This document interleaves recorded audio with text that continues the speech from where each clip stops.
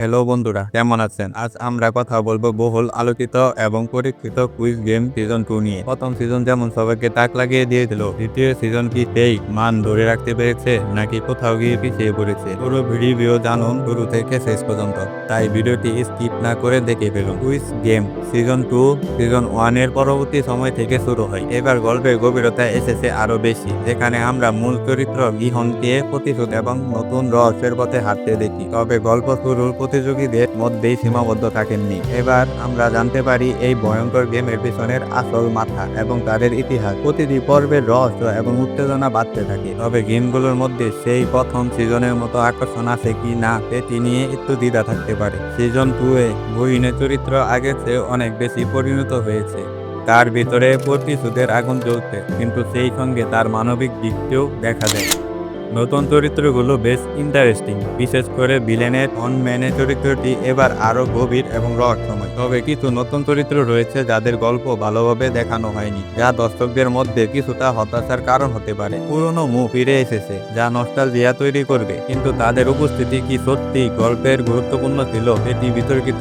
Squid game মানে নতুন এবং শ্বাসরুদ্ধকর গেম, কিন্তু সিজন 2 এ সেই ম্যাজিক কিছুটা মিসিং ছিল। যদিও গেমের সেট ডিজাইন এবং ভিজুয়াল দারুণ ছিল, তবুও গেমের নিয়ম এবং টুইস্ট আগের সিজনের মতো ইউনিক মনে হয়নি। কিছু গেম ছিল খুবই প্রেডিক্টেবল, তবে সিজন 2 এর শেষের দিকে গেমগুলো আবারও সেই উত্তেজনা ফিরিয়ে এনেছে। তাই যাদের ধৈর্য আছে তাদের জন্য এটি পুরস্কারের মতো হবে। যদি প্রোডাকশন কোয়ালিটির কথা বলি, তাহলে এটি নিঃসন্দেহে অসাধারণ। নতুন গেমগুলো সেট ডিজাইন, সিনেমাগ্রাফি এবং কালার প্লে ছিল চোখ ধাঁধানো। বিশেষ করে ক্লোজ শটগুলোতে যে টেনশন ক্রিয়েট করা হয়েছে তা সত্যিই প্রশংসনীয়। ভিজুয়ালি প্যাক, সাউন্ড ডিজাইন এবং ব্যাকগ্রাউন্ড মিউজিক একে নতুন উচ্চতায় নিয়ে গেছে।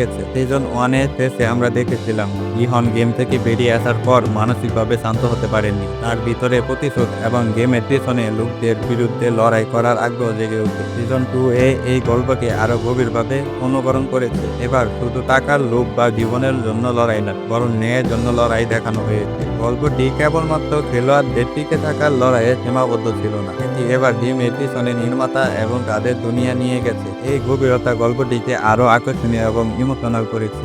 গিহুন, যিনি সিজন 1 এ একজন সাধারণ এবং দুর্বল ব্যক্তি হিসেবে ছিলেন, এবার অনেক পরিণত এবং দায়িত্বশীল হয়ে ওঠেন। তার ভিতরে যে দ্বন্দ্ব কাজ করে, গেম বন্ধ করার চেষ্টা নাকি নতুন জীবনে ফিরে যাওয়া, তা দারুণভাবে দেখানো হয়েছে। স্কুইড গেম সিজন 2 এর ভিজুয়াল এবং প্রোডাকশন কোয়ালিটি ছিল চোখ ধাঁধানো। বিশাল বাজেটের কারণে প্রতিটি সেট, প্রতিটি গেম এবং চরিত্রের উপস্থাপনা ছিল অনবরত।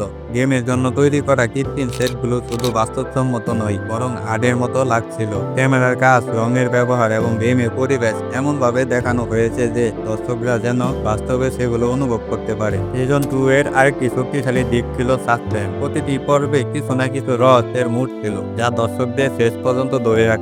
গেমের নিয়ম এবং চরিত্রের সিদ্ধান্ত কিভাবে গেমের ফলাফল প্রভাবিত করবে তা দর্শকদের মাথায় বারবার প্রশ্ন তুলেছে। বিশেষ করে নতুন গেম এবং চরিত্রের মধ্যকার লড়াইয়ে টান টান উত্তেজনা তৈরি হয়েছিল। গভীর গল্প, গভীর চরিত্র, চমৎকার প্রোডাকশন এবং রহস্যময় সাসপেন্স এই সিজনকে একটি পূর্ণ বিনোদন প্যাকেজে পরিণত করেছে। তবে কিছু খারাপ দিক রয়েছে যা নজরে এসেছে। গল্পের গতি মাঝে মাঝে খুব ধীর হয়ে গেছে। স্কুইড গেম সিজন 2 এ কিছু দৃশ্য আছে যেখানে গল্পের অগ্রগতি একদম থেমে যায়। বিশেষ করে মাঝামাঝি কিছু এপিসোডে মনে হয় গল্পটা খুবই সময় নষ্ট করছে। যেমন প্রতিযোগিতার বাইরে কিছু দৃশ্য বা সংলাপ আছে যা খুব বেশি দীর্ঘ করা হয়েছে, অথচ সেগুলো গল্পের বিশেষ কোনো প্রভাব ফেলে না। ফলে দর্শকের উত্তেজনা ধরে রাখতে সমস্যা হবে। গেমের মতো থ্রিলিং মুহূর্তগুলোতে যাওয়ার আগেই এই দীর্ঘতির অংশগুলো দর্শকদের বিরক্ত করতে পারে। যদি সিজন 1 এর গেমগুলো মনে করেন প্রতিটি ছিল একেবারে নতুন এবং দর্শকদের চমকে দেওয়ার মতো, কিন্তু সিজন 2 এর কিছু গেম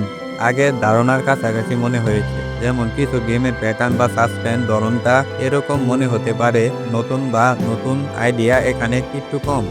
দর্শকরা যেহেতু আগের সিজনে দারুণ কিছু গেম দেখে অভ্যস্ত, তাই এই সিজনে গেমগুলোর তুলনায় তাদের অনেকেরই বোরিং বা প্রেডিক্টেবল মনে হতে পারে। সিজন 2 এ বেশ কিছু নতুন চরিত্রকে যুক্ত করা হয়েছে, কিন্তু তাদের চরিত্রায়ন সেভাবে গভীর হয়নি। যেমন নতুন প্রতিযোগীদের মধ্যে কয়েকজনের গল্পে তেমন কোনো ব্যাকগ্রাউন্ড দেওয়া হয়নি, ফলে তারা শুধুই গেমের অংশ হিসেবে উপস্থিত থেকেছে। এর ফলে দর্শকরা তাদের সঙ্গে সংযোগ অনুভব করতে পারেননি, এমনকি তাদের কষ্ট বা মৃত্যু খুব বেশি প্রভাব ফেলে না, কারণ তাদের গল্প ঠিকভাবে বলাই হয়নি। এদের গল্পের ভারসাম্য কিছুটা নষ্ট হয়েছে। সিজন 2 এ ফন ম্যানের পেছনের গল্প নিয়ে অনেক বেশি সময় দেওয়া হয়েছে, যদিও এটা গুরুত্বপূর্ণ ছিল, কিন্তু এই ফোকাসের কারণে মূল গেমের প্রতিযোগিতা বা অংশগ্রহণকারীদের সংগ্রামের উত্তেজনা কিছুটা দুর্বল হয়ে গেছে। দর্শকরা মূলত প্রতিযোগিতার দিকেই বেশি মনোযোগ দিতে চায়, কিন্তু ফন ম্যানের অতীত এবং তার ব্যক্তিগত গল্প এত বেশি দেখানো হয়েছে যে গেমের আসল সাসপেন্স এবং থ্রিল থেকে মনোযোগ সরে যায়।